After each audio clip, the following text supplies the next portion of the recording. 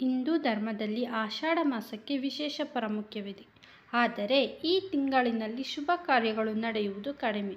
ಆದರೂ ಆಷಾಢ ಮಾಸದಲ್ಲಿ ಬರುವ ಶುಕ್ರವಾರಗಳು ವಿಶೇಷ. ಆಷಾಢ ಶುಕ್ರವಾರದಲ್ಲಿ ಲಕ್ಷ್ಮೀ ಪೂಜೆ ಮಾಡುವುದರಿಂದ ಸಕಲ ಸಮಸ್ಯೆಗಳು ನಿವಾರಣೆಯಾಗುತ್ತದೆ ಎಂಬ ನಂಬಿಕೆ ಇದೆ. ಆಷಾಢ ಮಾಸದಲ್ಲಿ ದೇವಿಯರನ್ನು ಪೂಜಿಸುವುದರಿಂದ ಒಳಿತಾಗುತ್ತದೆ ಎಂಬ ನಂಬಿಕೆಯೂ ಇದೆ. ಆಷಾಢ ಮಾಸದ ಕೊನೆಯ ದಿನವನ್ನು ಭೀಮನ ಅಮಾವಾಸ್ಯೆ ಎಂದು ಆಚರಿಸಲಾಗುತ್ತದೆ. ಆಷಾಢ ಮಾಸವು ಗಂಗೆಯು ಧರೆಗಿಳಿದ ತಿಂಗಳಾದ ಕಾರಣ ಈ ಮಾಸದಲ್ಲಿ ಲಕ್ಷ್ಮೀ ಪೂಜೆ ಮಾಡುವುದರಿಂದ ಒಳಿತಾಗುತ್ತದೆ ಎಂಬ ನಂಬಿಕೆ ಇದೆ.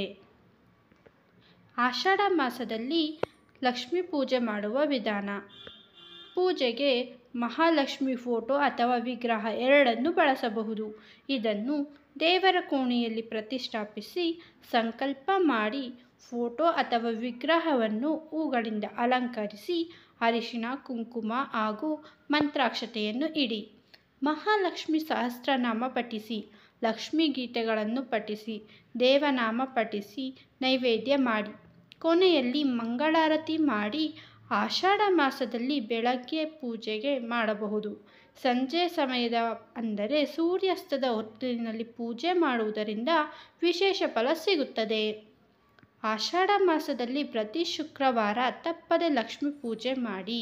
ಶ್ರೀ ಮಹಾಲಕ್ಷ್ಮಿ ಸಹಸ್ರನಾಮ ಪಠಿಸಲು ಸಾಧ್ಯವಾಗದೇ ಇದ್ದರೆ ಕನಿಷ್ಠ 108 ನಾಮಗಳ ಅಷ್ಟೋತ್ತರವನ್ನು ಪಠಿಸಬಹುದು. ಆಷಾಢ ಮಾಸದಲ್ಲಿ ಮನೆಯ ಅಕ್ಕಪಕ್ಕದ ಗೃಹಿಣಿಯರನ್ನು ಕರೆಸಿ ತಾಂಬೂಲ ನೀಡುವ ಪದ್ಧತಿಯು ಕೆಲವು ಕಡೆ ಇದೆ. ಆಷಾಢ ಮಾಸದಲ್ಲಿ ಲಕ್ಷ್ಮೀದೇವಿ ಪೂಜೆ ಮಾಡುವುದರಿಂದ ಆರ್ಥಿಕ ಸಮಸ್ಯೆಗಳು ದೂರವಾಗುತ್ತವೆ. ಸಾಲದ ಸುಳಿಯಲ್ಲಿ ಸಿಲುಕಿರುವವರು ಆಷಾಢ ಮಾಸದ ಶುಕ್ರವಾರಗಳಂದು ಲಕ್ಷ್ಮೀ ಪೂಜೆ ಮಾಡಬೇಕು. ಆಷಾಢ ಮಾಸದ ಪೂಜೆಯು ಮನೆಯಲ್ಲಿ ಸಂಪತ್ತು ವೃದ್ಧಿಯಾಗಲು ನೆರವಾಗುತ್ತದೆ. ಸ್ನೇಹಿತರೆ, ಇಂದಿನ ಈ ಮಾಹಿತಿ ನಿಮಗೆ ಇಷ್ಟವಾದರೆ ದಯವಿಟ್ಟು ಲೈಕ್ ಮಾಡಿ ಮತ್ತು ಚಾನಲ್ಗೆ ಸಬ್ಸ್ಕ್ರೈಬ್ ಆಗೋದನ್ನು ಮರಿಬೇಡಿ. ಮತ್ತೊಂದು ವಿಶೇಷವಾದ ಮಾಹಿತಿಯೊಂದಿಗೆ ಭೇಟಿಯಾಗೋಣ. ಧನ್ಯವಾದಗಳು.